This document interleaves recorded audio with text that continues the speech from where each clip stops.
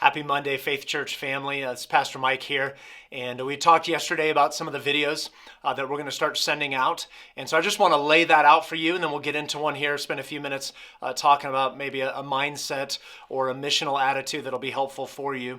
But in the coming weeks, while we're isolated and really limited in what we can and can't do, what we want to do is just try to keep some content and some things in front of you that we think will be helpful.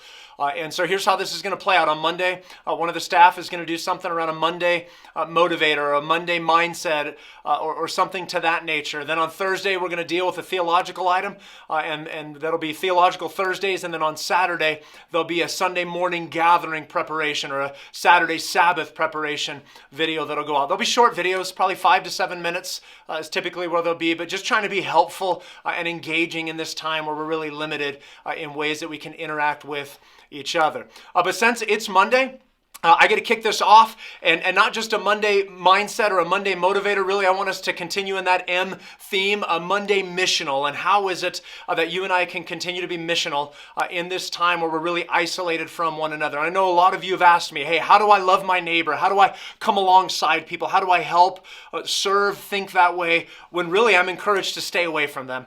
Which is a great question. So let me just maybe try to put some handles and some real practical, tangible things on this as we think about how is it as believers do we live missional lives when really we've been told to stay away from the people that we want to be missional towards. Here's just a few things that are hopefully helpful for you. One, serve the people in your home. Now, if you live by yourself, the next items will apply to you, so hang on. But for those of you who live in a home with other people, start by serving the people in your home, right? That Christians need to be reminded of the gospel as well. And maybe not everyone in your home is even a Christian. But just coming alongside, serving, caring for, helping out with the other people in your home. And particularly if you're home a lot more than you have been, do some of the things that you don't normally do. So if you don't normally cook, maybe you're cooking some of the meals. If you don't normally do laundry, maybe you're helping out with laundry or cleaning the house or other things around the home that your spouse does that now maybe you can help with. Or maybe sometimes that your kids are doing that you can help with. And here's the deal, if you have siblings, what a novel idea that you would serve one another, maybe do each other's chores or help each other out in that way. So one of the ways that we be missional is we just start in our own home and we serve the other people in our home. Secondly, we serve the people around our home or we serve the people in our neighborhood. I think there's a whole host of different ways that we can do this. The first is simply check in with your neighbors. Just check in with them. See how they're doing. There are so many people in our community right now. They are isolated. They are bored. A lot of them are scared or fearful. And to just simply check in with them goes so far in helping them to know that they're loved, that they're cared for, and might even open the door to gospel conversation.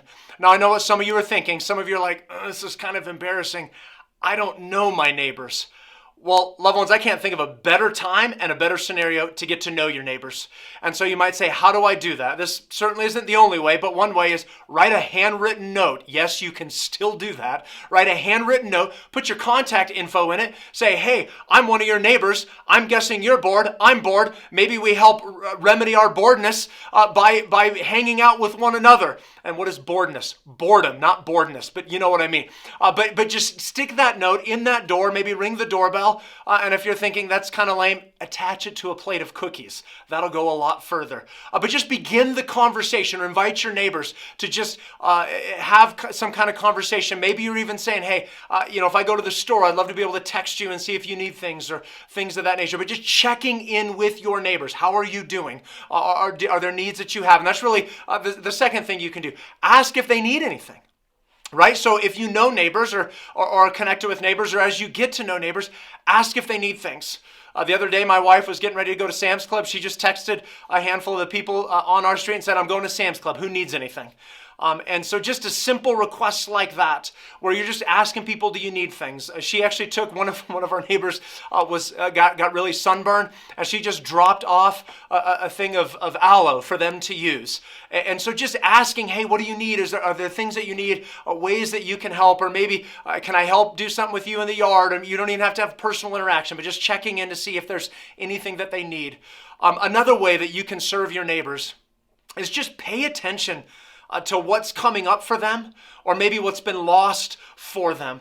A number of people have had trips canceled, things that they were planning on that aren't happening. People are celebrating birthdays that they are celebrating alone or only with the people in their home. And so just start paying attention to those things, little things like that.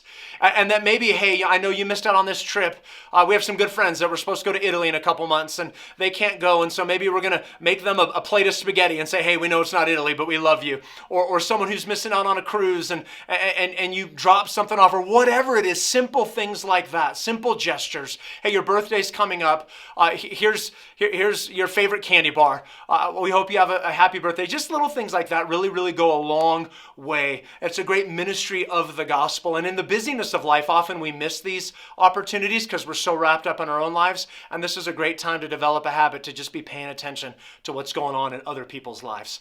And then a fourth thing that you can do for your neighbors is to pray.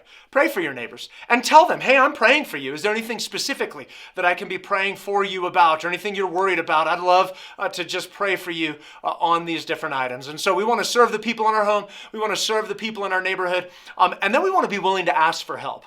Right? The gospel isn't framed, loved ones, in our strength. The gospel is framed and rooted in our weakness and in Jesus' strength. And so part of what we want to model for people is not that Christians are strong and have everything figured out, because that's not true.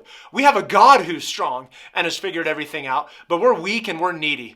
And so even if this applies to you, maybe you're asking the church to come and serve you. Maybe you're asking neighbors to come and serve you. Let's not be afraid. Let's not be too proud to ask for help. And if we need help, being willing to reach out and ask for help. So how do I be missional in this really odd, unique season? Well, I want to serve the people in my home. I want to serve the people in my neighborhood. And then I want to be willing to ask for help if I need help. Hopefully that's a helpful mindset for you, not only for this Monday, but throughout the entirety of this week, that helps you to be just a little bit more gospel-centered and missional-minded as we move through this upcoming week. I love you, church, and we'll see you here this next Sunday.